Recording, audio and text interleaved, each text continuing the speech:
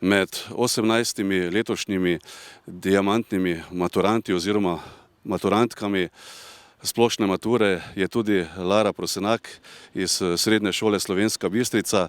Gre za izjemen dosežek, saj je to prvič v zgodovini slovenjebistriške srednje šole. Lana, ste pričakovali takšen rezultat in seveda, kaj vam pomeni to priznanje?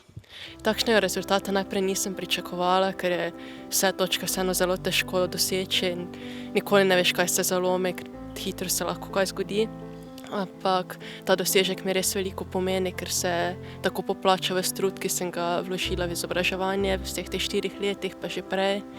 Vesela pa sem tudi, da me je to uspelo narediti za šolo, ker se je to leto zgodilo prvič in se mi zdi, da jim lahko tako povrnem ves tisti njihov trud vseh profesorjev in ostalih delavcev, ki so ga pa oni vložili v naše izobraževanje.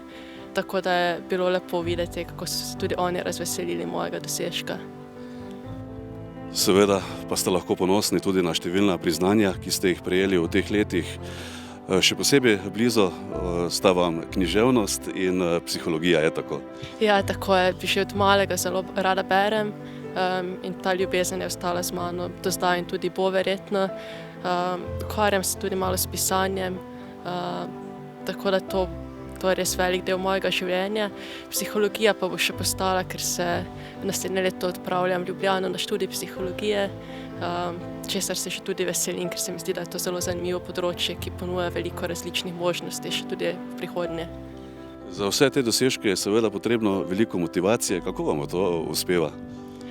Se mi zdi, da z motivacijo nikoli nisem imela neke težave, ker zame je bilo znanje že samo po sebi vedno vrednota in je bilo zame cilj že to, da sem dosegla tisto znanje. Nikoli ni bil zame cilj nek tisti dosežek sam po sebi, ampak to, da pač dobim neko znanje, ker se mi zdi, da je tiste ignorance v svetu že preveč.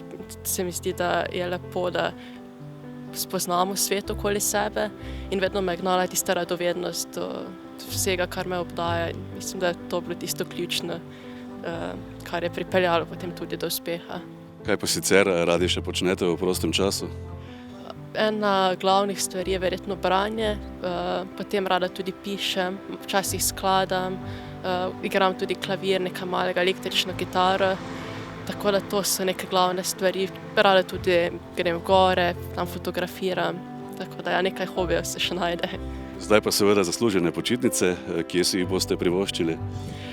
Nekaj malega na morju, v gorah, tudi z družino, pa potem precej časa bom tudi preživela kar tukaj doma in se doma malo sprostila od vsega, kar je prineslo to leto.